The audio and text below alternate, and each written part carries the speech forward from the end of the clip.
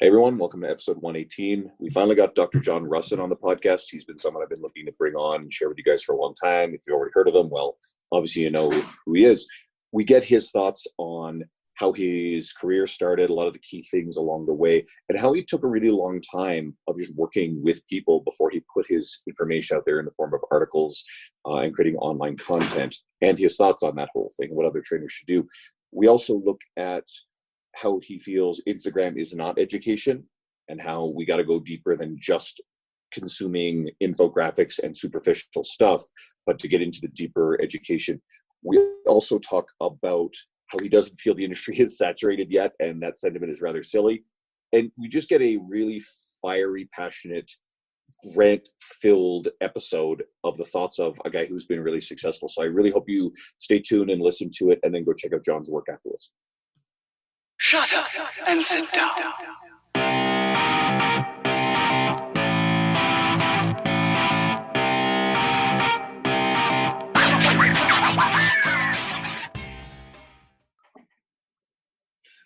Hey everyone, welcome back to the podcast.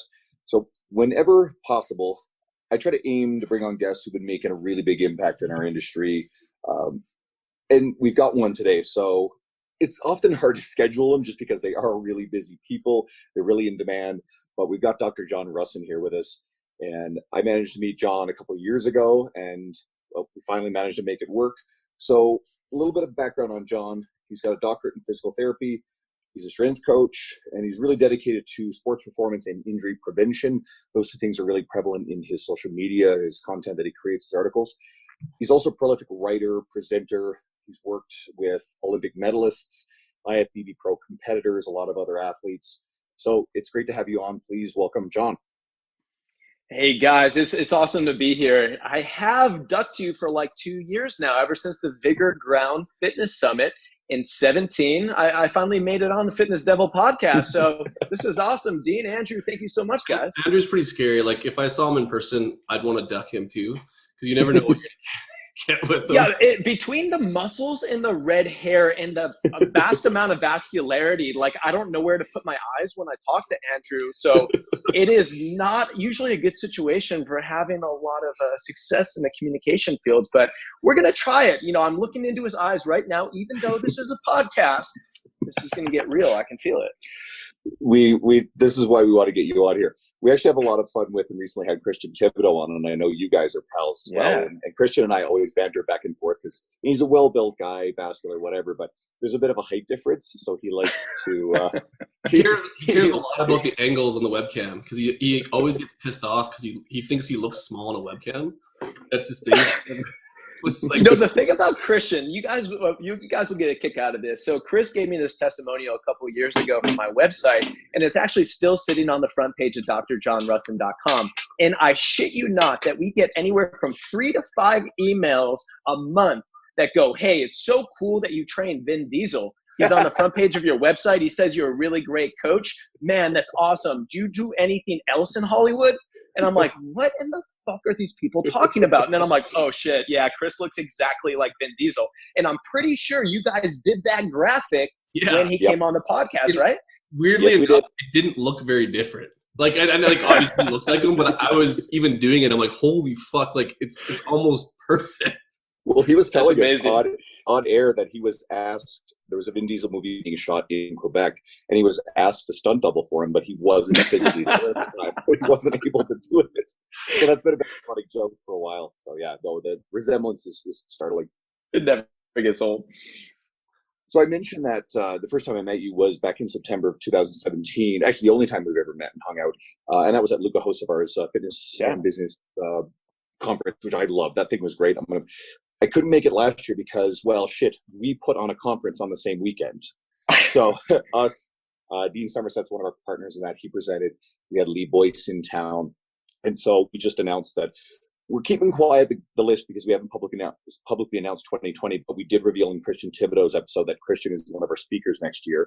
Nice. Most of our speakers are Canadian, so that one's out of the bag. We'll save the rest because there's a bunch of big names. Obviously, Somerset is in it because he's one of our partners.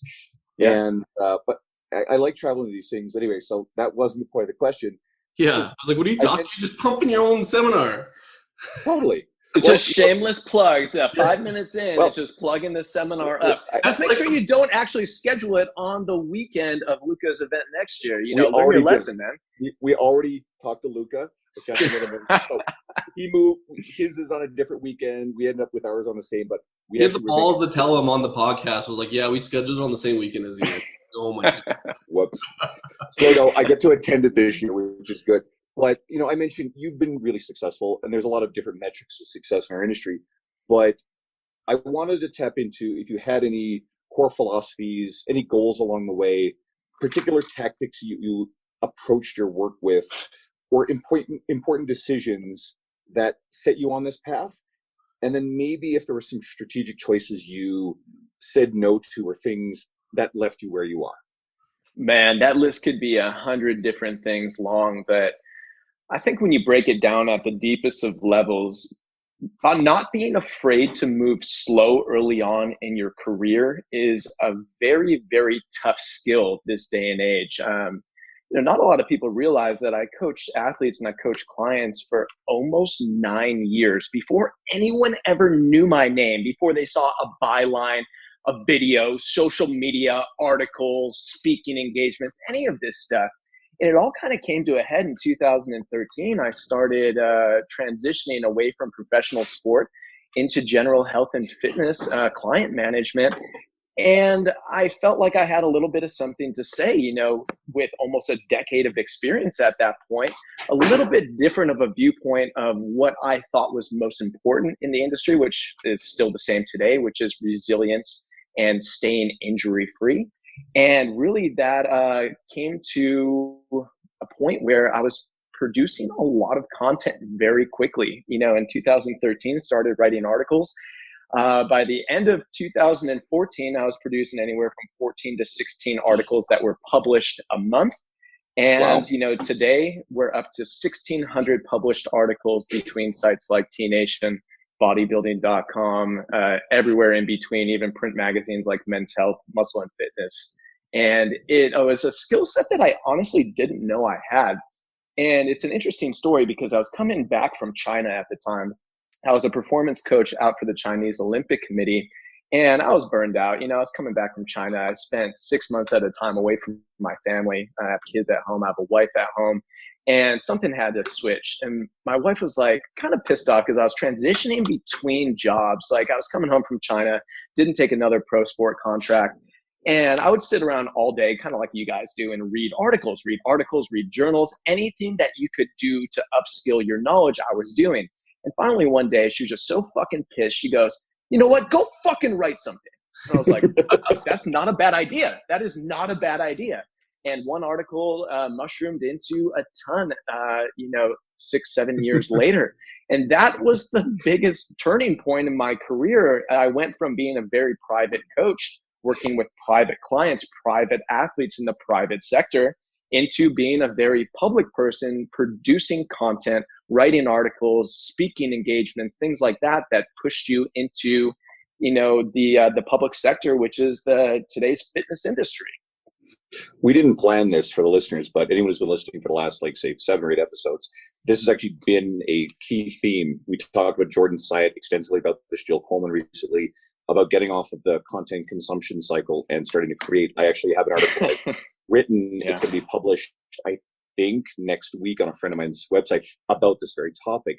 And it's really relevant. And I've been trying to sort of bring this to the forefront. It's cool that you mentioned it. Well, it's in order to encourage a lot of people to get away from just consume. We need more, and to put yourself out there. Well, the fucked up thing is, if you do the timeline, that would have been, like you said, I think 2013. Like creating content wasn't even cool back then. You know what I mean? No. Like the idea to write an article would be at the forefront of everyone's mind because there were only a few sites at that point, which is interesting that you because I can almost picture like as a 19 reading your stuff, and it like almost went like, I'm making like a big arc, but like it's interesting because like when you went in hard and then it fast, if that makes sense. And then I also was in a position though, going in hard and fast was actually a necessity at that point because I was jobless. I had a family at home. I had things that I needed to take care of financially, and I wasn't working with anyone. I didn't have a contract. I didn't have a brick and mortar gym at that point. And really getting into this was a means to actually shift what I thought I wanted to do for the rest of my career, which is help educate our industry, help educate other trainers, other coaches. But it had to start from zero. And starting from zero meant that every dollar that I made for articles, every dollar that I made for doing things that were content production was going into buying groceries, paying rent, stuff like that. So when you have a young child at home and you have obligations in life, yeah, you're going to produce very quickly, and it's going to be very good quality content because every article matters. The next one is shit, you might not have another opportunity. So I think there was a lot of pressure on me early on at that point, but I found this skill. I found a little bit of a muse, and a lot came out quickly because, again, it was 10 years of the things that I did like the back of my hand. I knew like the back of my hand that I could produce very prolifically. But it was something that really just came to a head based out of pure necessity. You think, when I look at, like, when we talk about 2013, but like you're writing articles and all these things, they're pretty much in depth. And then if you kind of fast forward to now, people coming up that are like you are almost producing content on mediums where they don't have to be in depth. Do you think, and I don't know where I'm going with this, but like basically how do they, I don't even know. Well, I'll actually bridge that because it actually was one of the questions we planned, and it has to do with your quote, Instagram is not education. Sure. Try reading an article or a damn book. So it all ties in. So we're seeing a whole generation of younger coaches.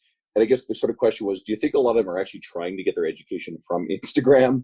And also, how do we walk that line between kind of, hey, encourage people to follow what we're putting on our social media, but then telling them, hey, don't get your formal education on social media? So I'll just open up that whole conversation to you. I mean, I'm kind of an old guard coach when it comes to content production, because when I write an article, I truly think it's an article. It's something that has citations. It's something that's 4,000 to 8,000 words. It has 30 minutes of video content in it. I try to pride myself in literally putting out free things in terms of articles that are better than somebody's fucking ebook that they're selling for $100 or $200. So I've done that my entire career, and we continue to double down on that. We just produced an article today with 8,000 words on the Bulgarian split squat, and every single one of those paragraphs mattered. But we're living in a day and age where people love this shiny object syndrome. They go in and they get so fixated on some exercise that they've never seen before, or some fucking infographic that actually doesn't produce any quality actionability for anyone that's actually looking at it. And we go back to the fact that, how are we going to help our clients, or more so for me in my niche, how am I going to help better educate fitness professionals?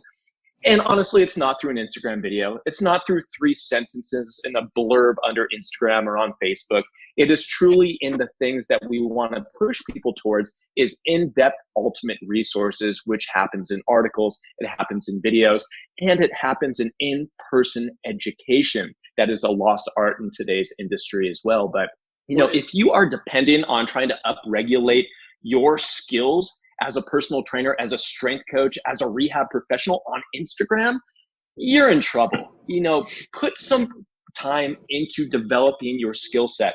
And if you're a content producer, I honestly don't think that putting an infographic up with that being the sole medium of your exchange is content. It's not. Or putting a talking head video, I don't think it's content. I think we need to go deeper, because our industry is so full of superficial knowledge and super lagging in deep theoretical and actionable based knowledge. These are two different things. Just because you know something exists doesn't mean that you know how to execute it, that you know how to teach it, that you know how to cue it, that you know how to scale it for a client in front of you. These are two different things. I think sometimes that people get so polarized by new and novelty that they forget that the basic simple things work extremely well still, but you have to go deeper on these concepts because everyone's different, everyone's an individual, and has custom needs. That's the secret. Well, it seems to be this cycle, and like I think each area has their own fault. Like most fitness professionals don't want to actually do the hard work, and they don't want to actually have to dive in deep. And then you kind of see this content that's coming out to feed that. And then there's this cycle of just, I don't want to say shit, but surface level training stuff. And if you want to be better in the training industry, it's not that hard anymore, because you just have to go like read some more in-depth stuff, and you've already separated from the pack, which is kind of fucked up if you think about it. Like, yeah, maybe this is why I don't have a monstrous following, though, because I was just giving our coaches a big lecture before I hopped on this podcast. I was like, guys, I do not give a fuck about the amount of likes our Instagram or our Facebook gets. I don't care how many stupid comments we get. All I want people to do is be able to enter our website and educate themselves on the resources that we worked our ass off to produce for free. That is the only goal of social media for us and our businesses, is to be able to have somebody learn something so they can better off their training or their clients' training. But it's not going to happen in a 15-second video, or it's not going to happen in 60 words under a video. It's just not. And I'm sorry for people that go in and try to do their content schedule and only have things happening on social media. But we're going to see in about 2 to 3 years now that once this Instagram influx is gone, all of the people that have been doing great content production for their entire career, they're going to still be here, and everyone else is going to be wiped out. The day and age of the influencer will be gone, and then we will still have the people that are actually producing value for end users and for like other me. Coaches. I always talk about the reckoning is coming at some point. It is, man. It's coming, but it's just like there has to be a wave of this. Like it has to end at some point, because like it is getting so diluted that even the users are understanding that what shitty knowledge.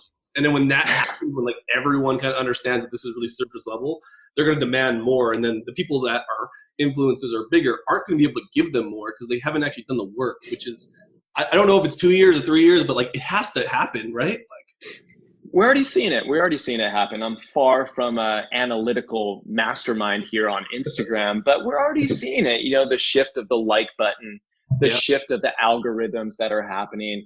We're seeing the demise of the influencer. And you know what? Our shit gets better and better and better, doing the same stuff that we were doing 2 years ago as we were doing 3 years ago, as we were doing 4 years ago when I didn't even have Instagram. So as long as you produce content that actually helps people, that actually truly helps people, it doesn't matter what the algorithm does. It doesn't matter what any of these SEO rules do and change into. You will be relevant still, because all of the shit will eventually get washed away. Like, I am a believer in that. And, you know, it's been the same now for 7 years of content production. And that's a novice in this game. I look at a lot of the people, actually a lot of the guests we've had, the people who've been major influences in my career, they've been around longer than that influencer cycle. They're the people who've been writing their blogs and websites for a really long time. the blogs were cool. Yep. And then what you're saying, what you're talking about, that stuff is always going to be relevant and is always going to come back around. And while I have actively been trying to do some good stuff on Instagram and social media, I've written on Facebook for years. The real focus is writing articles. I write for Teenage Now. I read it for a decade, and now I'm writing for them this last year, which is, you know, that's a big honor to me. But I've been reading your stuff on there, and Christian stuff, and Somerset stuff, and you name it, for a really long time. Martin Rooney, love Martin stuff. And this is actually how I learned a lot of the stuff early in my career, is through those kind of articles and that kind of content. Definitely. And good videos made by people like Dr. Mike Israetel or the other people who are creating that stuff. So I do feel like there could be value in playing the game as it is. But what I think you're really saying is you can use that, but you got to use it as a portal to get people into your better resources, your more in-depth resources. Yeah, absolutely, man. That is the only reason that I would be posting. You know, we produce content at a prolific rate on Facebook, on Instagram, on our website. We never miss a day. Since 2013, we've never gone a day where something unique hasn't happened on any of those social media platforms. And it's gotten to the point where we're going to have 2 unique pieces out per day on Instagram, truly unique, not recycled bullshit. And we're going to have 1 to 2 on Facebook a day, every single day for 7 years, consistently coming out. And that is always driven into actually going in and educating yourself. It's never like, hey guys, look at this fucking video.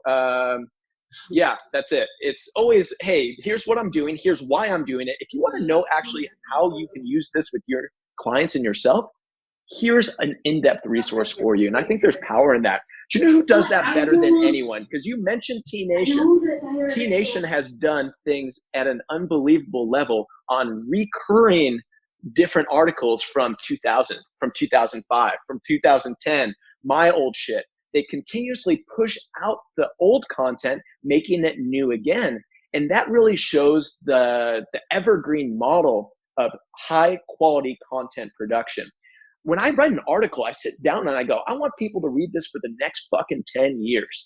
I want this to be relevant and helping people for 10 years. And hopefully, if it's so good, it's going to be around for 15 or 20. Can you say that about a Facebook post? Can you say that about an Instagram story? Fuck no, you can't.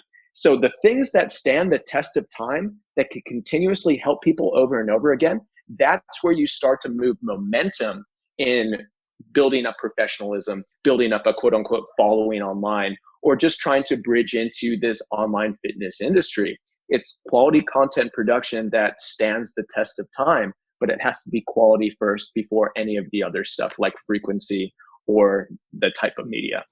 Let's look at a few good examples of people who are really good with prolific content creation on social media. Sohee Lee, fantastic. Jordan Syatt has been doing really, really great stuff there.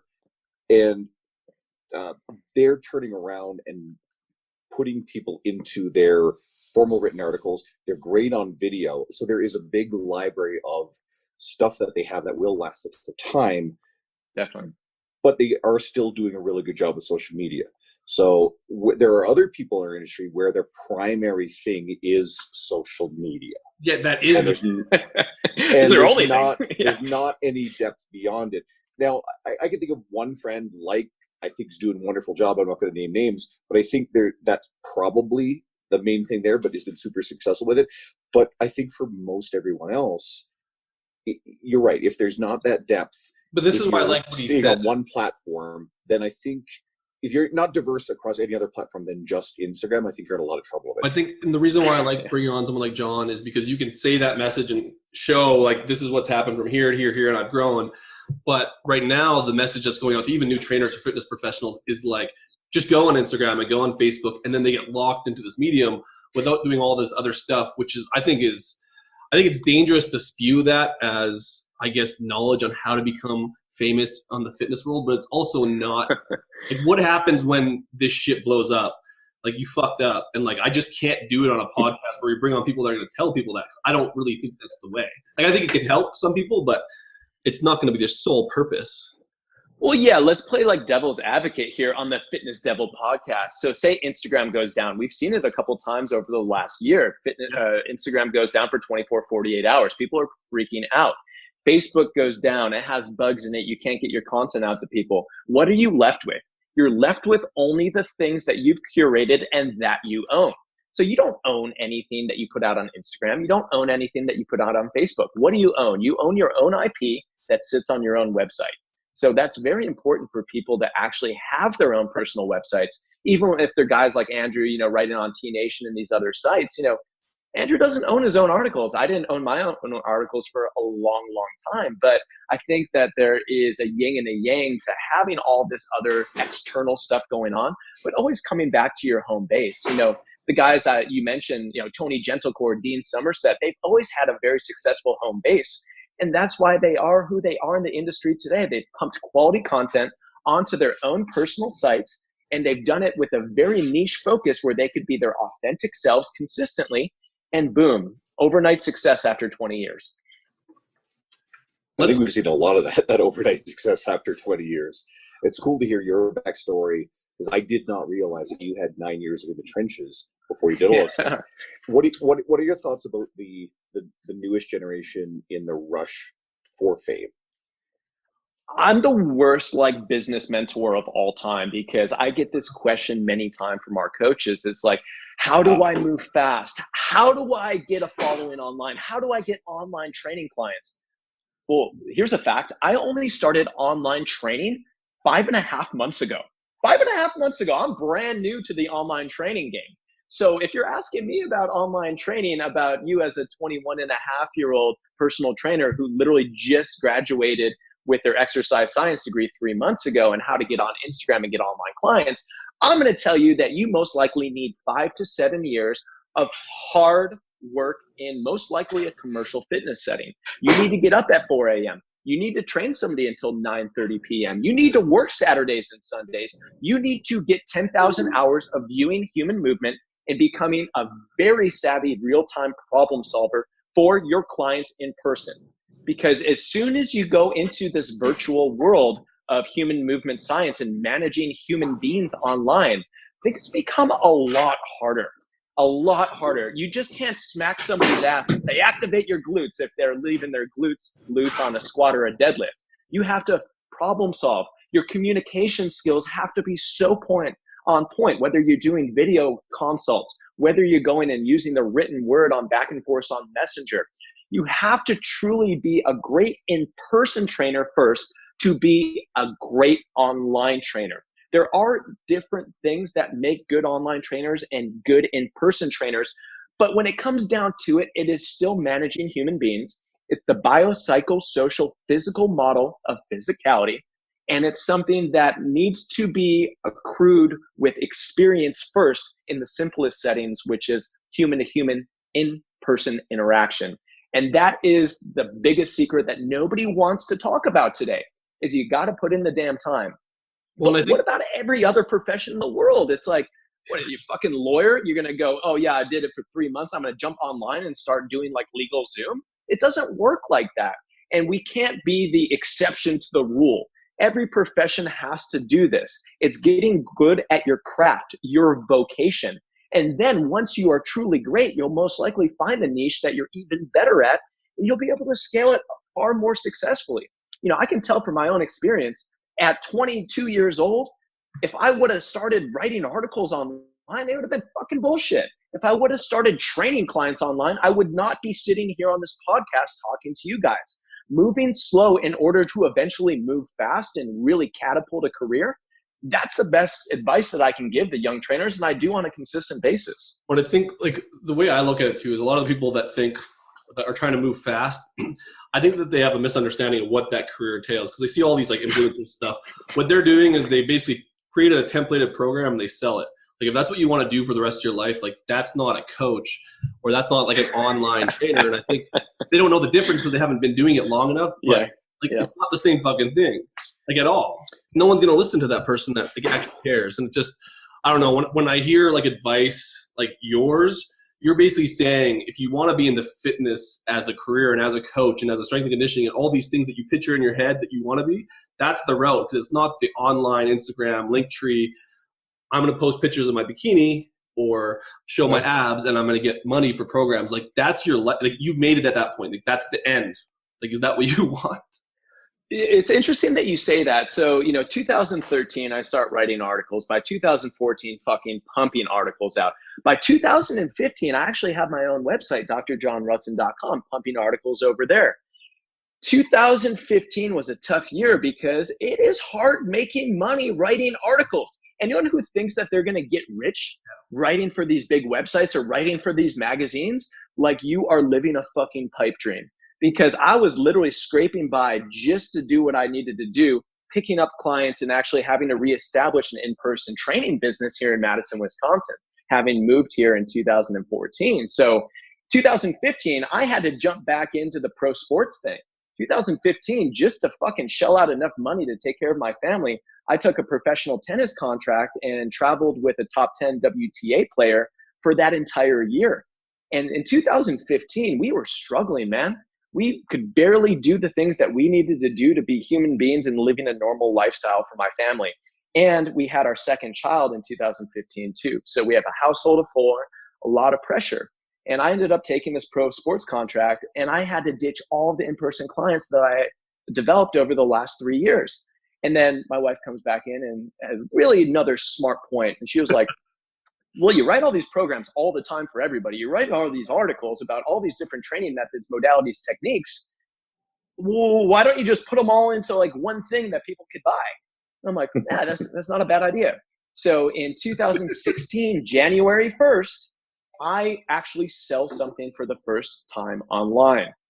Now, this is 10 plus years after I started in the industry. And it's 3.5 years after I was a public figure in the industry, quote unquote, fitness famous coach. And we put out something called functional hypertrophy training, FHT. And instantly it goes crazy because a lot of then really influential strength coaches were using the program and saying how great it was. And very quickly that mushroomed into not a job anymore. It wasn't something that I did for fun, hobby of writing articles.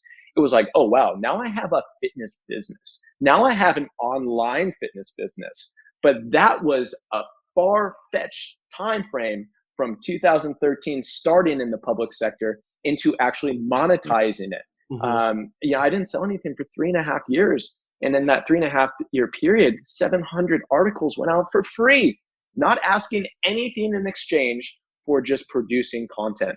And literally flipping the switch of doing the good things, consistently driving value into people. It was one of those, like Andrew said, those overnight successes. And it was a game changer, man. Something you just said, and I just literally put this on my Instagram yesterday. It's about, we're not entitled to anything from like support, shares, business from our friends, from people who follow us. You have to earn that. And I like to phrase it this way. You have to relentlessly build a bank of grace up with people, and writing all those free articles is part of that process of building a bank of grace. There's another thought I had, and there was a conversation we had with Nick Tuminello on here. And I like Nick. Nick is a really influential guy on my career.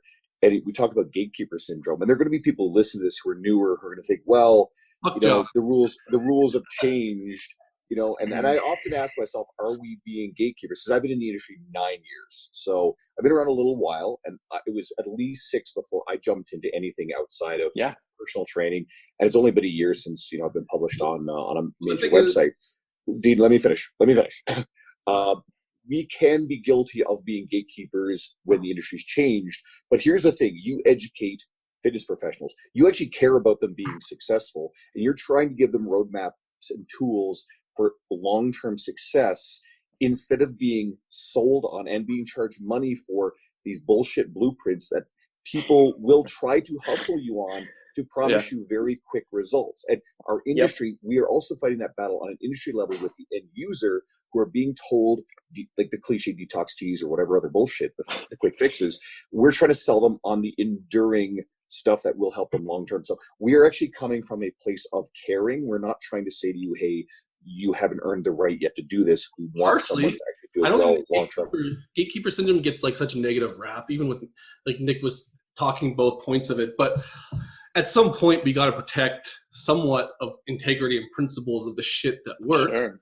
You know what I mean? So, I mean, I'm cool with that being part of the equation. Like, if it's like saying Instagram is bad, like, fuck off. Like, it has its purpose, but it's that whole idea of, like, telling people the truth. In terms of, like, if we're talking gatekeeper for fitness professionals coming up, it would be very harmful to tell them it's easy. And they don't have to work. It's kind of like when we tell our clients, like, yeah, it's like, it's not a quick fix. It's not a fit tee. Like, we have to sell something that's not sexy, but like, that's almost our job. You know what I mean? It is, man. But also to the point of actually running a true business in the fitness industry, we have a lot of resources available to us today. Basically on any social media platform, everyone has a website. Everyone's producing some sort of quote unquote content. People aren't dumb though. People are not stupid. As stupid as we think people are, they're not consistently stupid. Meaning that if they do buy something from you, so they come in and buy a program from drjohnrusin.com, and it is the worst fucking thing that they've ever seen, they are never going to come back to our website. They're never going to buy anything from me again. And they're going to tell everyone that they know that this sucks. But to the same extent, if you can actually produce results with people, whatever medium it is that you're coaching them through, then they are going to be so happy that they're going to go tell people as well. So results are the cornerstone of any business, specifically any fitness business today, because a lot of coaches out there, they talk a good game. There's a lot of these programmers out there that think they have the magic fix to diets or the magic fix to a training application. But really, when it comes down to it, who is producing results? Who are helping people? Who are the coaches that are changing people's lives and the way and the level at which they're able to live? That is the thing that continues to catapult certain professionals into the stratospheres of fitness fame. And it really ends others' careers very quickly because not all content's the same. Not all product production is the same in terms of quality and value. So I hate to see young coaches come up and they jump too quickly into social. And then the next thing you know, they have a free ebook. And then 2 months later, they're actually selling a $99 single sale program. And 4 months later, they're selling real estate because everything that they did fucking sucked and people literally hated it. And they publicly hated it, and they are no longer a fitness trainer any longer.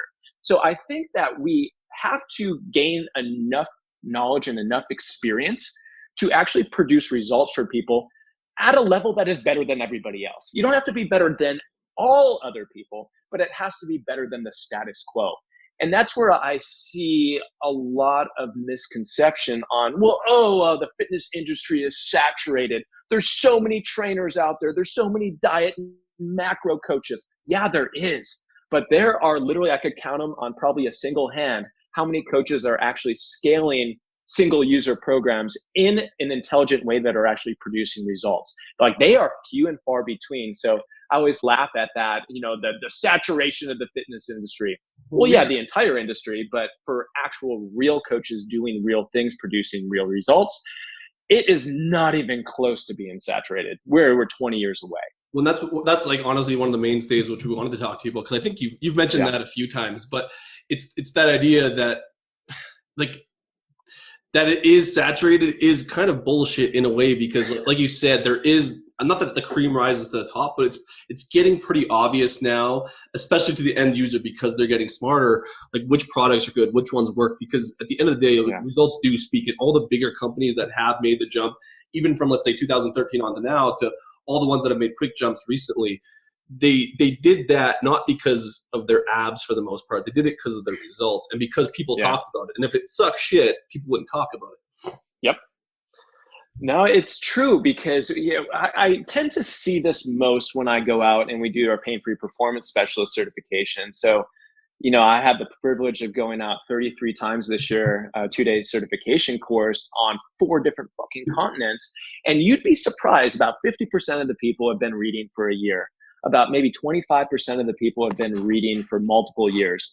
And then you have about 1 out of every 4 attendees for a certification course that are literally brand new to your content. So literally, a couple months or a couple weeks, we've seen Instagram, we've seen Facebook, we've been on the site reading your articles and we're using your products. And I'm like, holy shit, you're at this course right now and you've only been reading for a couple weeks or a month. There are a lot more of you out there. And that's why I always laugh at this saturation of the fitness industry.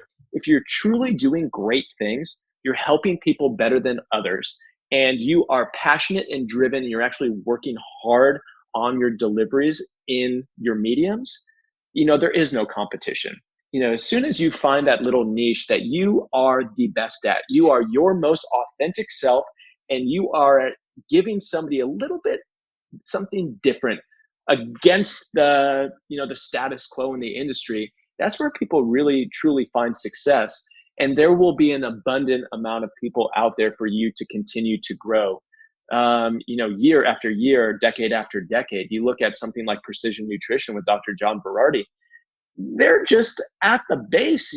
They are going to be continuing to scale up for the next 30 years. So when this industry is saturated, PN's not even saturated yet with their market, and they're the biggest thing in the industry. There's a lot of unknown. Crazy. There's a lot of, I would even say PN's unknown to some degree amongst a lot of people. And even the company I work for, Stronger You, they're a $7 million company. And honestly, no one knows who the fuck they are, except for the people that, you know what I mean? And there's a lot of even online coaches who've been doing kind of what you've been doing forever, who aren't big names, but they're making a lot of fucking money. They just don't have time to deal with the shit online. And that message does get lost to this new generation coming up, that there's a lot of success stories that aren't necessarily going to 33 seminars like you, but they're teaching people and getting paid to do so at probably similar rates. So, it's just, they just don't all make the front lines. Think about it this way. Think how many people in our industry that we respect are household names or close in North America. And I can think of maybe 2 that are really pushing into that. Like, just who at the top of your mind do we think of as really breaking through? And this is something I really love and I'm fascinated with. So yeah, I don't Brett know Contreras, anyone that I would be like, hey mom, do you know so and so? She'd be like, no, I have no idea. And she Brett trains. Contreras- My mom wouldn't know you. Brett is getting into Well, I don't into a think- broader space. Like Jillian, And- I still go back to Jillian Michaels. Yeah. Like honestly, like people know that because The Biggest Loser at a time it came out, but like she's still like, or Dr. Yeah. Oz. Like those are the For big sure. ones. And they suck. The industry is saturated for them. Everyone else, not so much. No. There's so much room for growth to get all these people that are worried about it being saturated. You have so much room to grow and gain attention from so many people. So it should be one of the least of your concerns. It's a silly argument. So do not use it as a reason to discourage you from actually trying. Agreed. Okay, let's talk about trading because at the end of the day, you're not a social media expert, but like you have like actually that I would say that you have a lot of. That's what my doctorate said. Social media. You're like I'm a trainer turned social media expert. But you post a lot of, like we talked about, alluded to it. You post a lot of practical wisdom for your following, and we like to pull stuff from people's social media or what they've said. And quote, training is a tool that should be used to make your life better, not worse. Unquote. How are people misusing training, and why is even saying this necessary at this point? Dude, it's crazy because we are currently seeing some pretty amazing statistics. I'll call them amazing. You know, we're seeing more pain and injuries in active-based population and sedentary-based population than we've ever seen in human history. We're also seeing, obviously, obesity rates and rates of diabetes and systemic health issues being as bad in the Western cultures as they've ever been in human history. But this blows my mind because it's like, man, we have so much knowledge. We have all of these education systems. We have accrued 40, 50 years of knowledge in the fitness industry at this point. But what we're doing is really not working. And I think that for a large extent, people are trying to do too much too quick. They're banging themselves up. They're burning themselves out, and they're staying away from habit formation as opposed to more of a punishment-based workout or nutrition program where it's not having the sustainability levels that we actually need. So I don't believe that people are out there that are like, fuck it, I just want to be unhealthy. I just want to be morbidly obese. I want to have diabetes. I want to have knee and lower back pain and shoulders that feel like they have icicles in them when I try to pick up my son. I think that they're just misinformed on what the best route is to get there and actually what all the cofactors are in play that will get them the results that they're after. So simply put, a lot of people are trying hard, but they're doing the wrong things and they give up on their fitness journey or their health journey far too fast. And then they're left with a lifestyle that truly doesn't sustain a quality life. It's sad, but it's something that we try to fight against on a daily basis. This is why we do what we do. And I guess, sorry, you're going to say, you go, Andrew.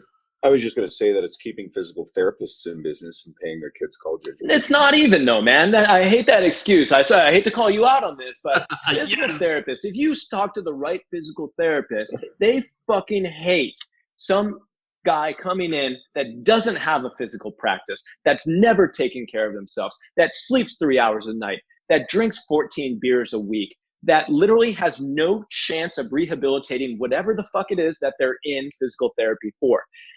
From a professional, moral, and ethical standpoint, these are the hardest people to work with because a rehabilitation model will most likely fail those people. They need a health fix. They need a fitness fix. And if they could have a stronger foundation of those things, then it would make everybody's job easier. It would make the physical therapist's job easier so they don't have to put out fires. They can fine-tune people's movement systems. It would make physicians' lives easier. They wouldn't have to poly-farm people. They could actually have conversations about nutrition and wellness. It would make orthopedic surgeons' lives better because they wouldn't have to go in and put entirely new joints into people. Maybe they would just do minor surgeries that have better success rates. At the grassroots level, I am a big believer that a paradigm shift needs to happen at the biggest possible foundational level. And in my opinion, That's fitness. In my opinion, that's personal training. It is coaching. It is bringing people off the streets, being the first line of defense between you and a health or orthopedic-based issue. As much as I love our brothers and sisters in physical therapy and in medicine and all our allied healthcare professions, it needs to happen at the lowest levels first. And that's a fitness practice. That's some sort of physicality. It's some sort of lifestyle coaching that needs to happen for the masses, not just for the 0.01% of people that are actually getting a personal training service in the world today. That makes sense. Something that I think is really important when it comes to physical therapists that I promote and utilize. I've got a couple of guys that are the guys that send people who are looking for help. And people like yourself and Sam Spinelli are two of the best examples I've got in the industry. People who understand and promote physical wellness, strength, versus just Band-Aid fixes on this stuff. So this is why, again, we brought you on here. We've had Sam on here. And I think we've only ever had 3 physical therapists. One of the local guys that I utilize, a guy named Darren Bishop. And there's a reason why we chose you guys, because you guys are all just like that blast is you want to see people healthier and better. It's not about lining your pockets, right? Here's a question that might be tough and I think I know your answer, but because we're saying the end, it starts at the foundation, which is personal training, whatever. How do we get them to a point where we're not making fun of them on a podcast for being shitty? Like, whose job is it to bring up the rising tide in what a lot of the low-hanging fruit of a lot of these conversations is? Like, most trainers fucking suck right now because of the education they're getting. How do we fix that problem? I don't even necessarily think it's because of the education that they're getting. I think it's the lack of education in terms of experience. When you look at a mastery level of anything, it's not just like, man, this guy has a PhD, so he knows everything out there. It's having that gut instinct that comes with experience of knowing how to real-time problem solve. But I just want to talk about one thing here, though, because I think a lot of people don't understand with the physical therapy thing in the background that I have. I'm not proud of this. It's just a fact of the matter is that I do hold a doctorate in physical therapy, but I've never worked a single day as a physical therapist in my life. So I went to physical therapy school all alongside working at the University of Buffalo, which was a Division I strength and conditioning job as a coach there. And then I moved right into the sports performance sector, where I worked as a sports performance coach for the rest of my career. Now I work in fitness industry and not in the rehabilitation industry. So many times, even our closest followers, even the clients that I'm coaching, they think I'm like doing like joint mobilizations on people and putting like heat packs and E-stim on. That's not my thing. I have the background, I have the license, I have the education, but my focus from day one has always been at the grassroots in the fitness industry, with having movement as our medium, not diagnostic medicine, manual therapies, or anything along the lines of a licensure being the focus, but trying to scale what I learned in those sects into something that is relatively more novel to the fitness industry itself. But it's funny that, just because you have a doctor in front of your name, or just because you have a certain credential line, that you are something. So, when you go to a party, oh, what do? You're a personal trainer. People go, oh, I know what that is. Oh, I'm a physical therapist. And they're like, okay, where are the towels and the heat packs? I know what you do. And it's like, you are more so what you do on a daily basis, as opposed to what your credential line may say, if that makes sense. We have some. You first, Dean. I was going to make a joke and just say you should lead with a doctor, like what everyone else does with a doctorate. Because at least, then at least they think you're smart, even if they think you pretty bad on you. As funny as that sounds, though, like some of the having a doctor in front of your name, it means nothing other than you went to school for a fucking long time, and most likely you regret it. With our pain-free performance specialist certification, we have multiple doctors on staff. We call ourselves the fake doctors, the physical therapists, the chiropractors, the PhDs. And then we actually have a real doctor on staff, and we call him Real Dr. Dave. And he's an orthopedic surgeon. And he is actually the only one that is truly in there doctoring people. But the rest of us, it's just a level of education. It could be in any profession, but people get so deep in polarization on the doctor thing. But it just means that you fucking read a lot of books and you had to take a lot of tests, and most likely you gave up your entire youth where you should have been drinking more beers, and instead you were in the library. We have a lot of really brilliant people that we've actually interviewed. Our friends, Brad Dieter and Spencer Yeah. Adolsky, Mike Isertel, Dr. Mike T. Nelson, you name it, like who have that credential. But there's equally, if not more, there's a larger group of people in our industry who don't necessarily have that kind of crazy credential. There are a lot of people that, I'll shift it. The end user doesn't necessarily care about those credentials. They care about how you help them. I always think of guys like Ben Bruno, who doesn't have a really extensive formal education along these lines. And ultimately, it is about the knowledge base you have. If you continue your education long term, it's the whole point of what you're doing to educate more people. You can help a lot more. So that makes a ton of sense. And just because someone has a credential, again, Dean mentioned Dr. Oz, it does not mean that they really are providing good information. He can make money though. He fucking figured it out. Like, get hooked up with Oprah. You're done. Like, that's it's interesting on that credential line thing though. Like, I have coaches here that work for me with drjohnrusin.com. I also have lead instructors and master instructors that teach the certification course. Never once I'm like, oh, show me your resume of where you went to school or what education level you have. Like, that's like the last thing that we look for. I want to know where you've been, who you've helped, how you actually live a lifestyle that you're preaching. That stuff matters far more to me than like, oh, it's really impressive that you have 3 PhDs and a doctor in chiropractic. Amazing. Well, you don't train and you've never trained anyone in your life and you communicate like shit. It's usually like the 4th or the 5th most important thing for me. But there's also to a point where you have to have some sort of more formal education to actually have an appreciation for the foundations and the principles of exercise science, physiology, human anatomy, things that aren't going to change in our lifetime. Hit them up. Hit them up. Well, I guess we recently changed. So for anyone listening, Andrew, we always ask like what book you read and all this stuff, but like we're changing that now after 100 and some episodes. Ask them. I don't even know what the new question is. Well, it's inspired by the whole conversation that started out. We just got the same books all the time.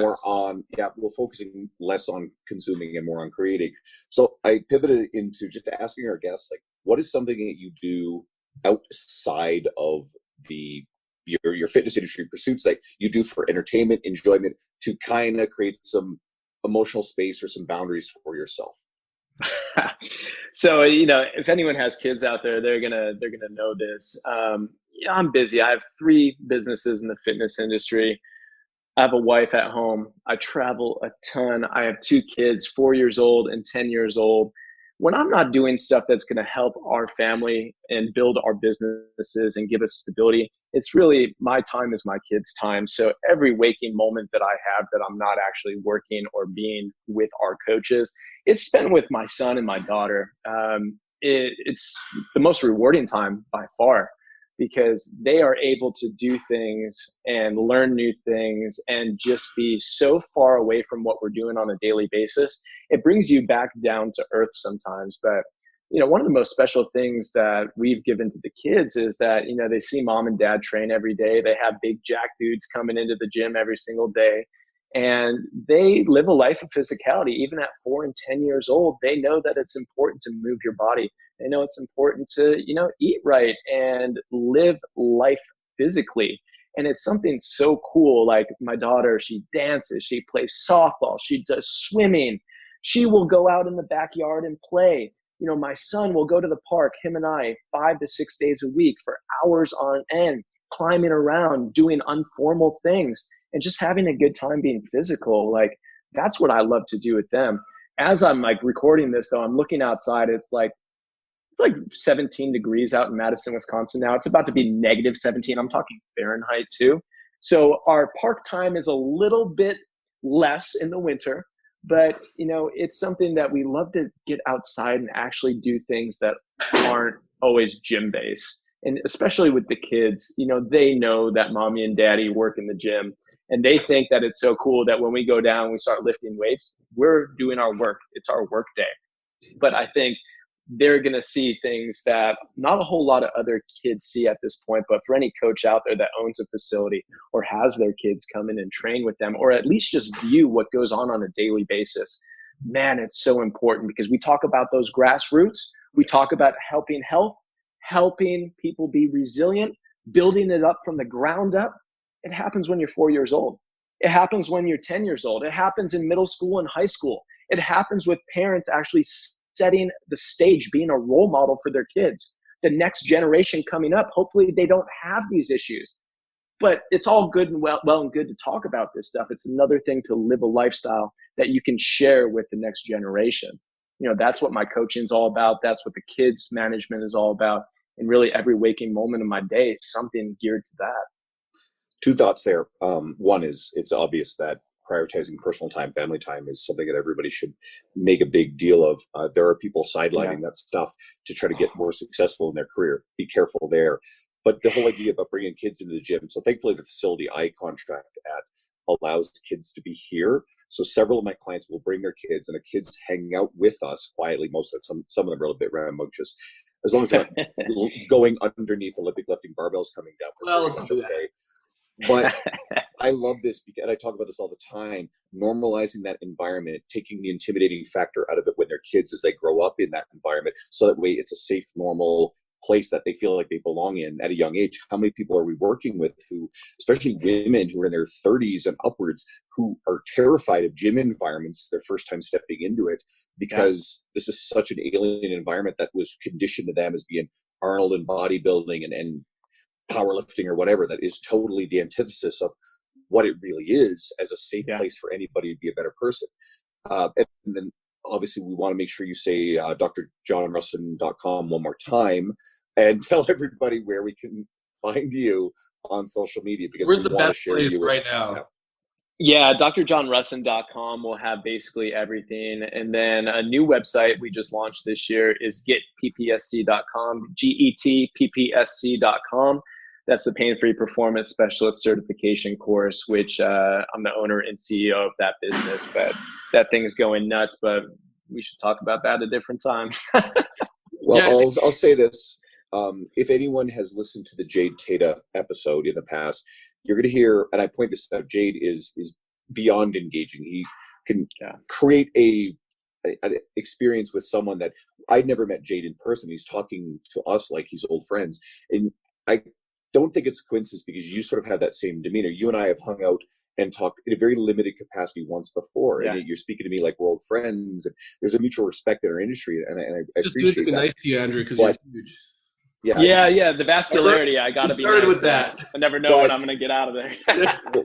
What I like, anyone listening to this as well, is take, I said this about Jade and I said this about you, is take lessons here. There is a lot to forming really great communication and instant relationships with people that is going to matter with your client stuff. So what I'll also say is you're welcome back anytime at all. This was fantastic. We've had a really great string of recent stuff, and this seems to continue with that trend. So I hope people will actually go in and follow your social media, but get into your website and start reading and learning from the stuff you're doing. I'm kind of hoping you will actually do something that Brett Contreras did, and I'll plant this seed if it isn't already in the works. I always said, like, I want to like grab all of Brett's articles and go back fucking like however long, and there's all this great food stuff, and then boom, he drops a book that condenses it all into one place. So I'm thinking myself, John's like, shut up, Andrew, stop talking. I wouldn't hate it if you turned around and created your collective wisdom and drop one. Be the new Supple Leopard, only even better than what Kelly Starrett put together. So it's funny you say that. We've been hit up by publishers the last year and a half or 2 years, multiple different ones. I'm not ready yet. Just like I wasn't ready to write articles, just like I wasn't ready to do a certification course, not ready for the book quite yet. But when we get this other stuff going, where we lay the constructs down, the infrastructure, where it's sustainable, we can help more people, it's got to happen, right? Because you're not legit unless you write a book, right? Your wife's going to come to you and be like, John, all these pros. You see those books on the shelf? Fucking do that. Yeah. That's exactly how it's going to go down. Here's the final takeaway, and I think this is a good one, is choose a great life partner who is going to push you. And she sounds like she's been a big inspiration and an influencer on your career. Yeah, so, it's not always easy, but it's something that if you can have somebody around that's going to push you to be better, even when they're hard conversations and calling you out on your shit, that's how you grow as a human being. And I took the advice, but I took it, biting my lip most of the time, but it seems to work out. Well, thanks for taking the time to talk with us today. Like I said, guys, go and follow John. He's got great stuff. We didn't pull him on here because we wanted to listen to just anybody ramble on for an hour. This was fantastic. And I appreciate it, guys. stay tuned. We've got a lot of the names that we've thrown around. If you're finding us for the first time because you've seen us on John's media, we've had a ton of episodes of people like Christian Thibodeau and other prominent T-Nation writers. So go check out some of our stuff if you like us. Maybe we'll stick around and check out future episodes. Thank you so much. Thanks, guys. Shut up and sit down.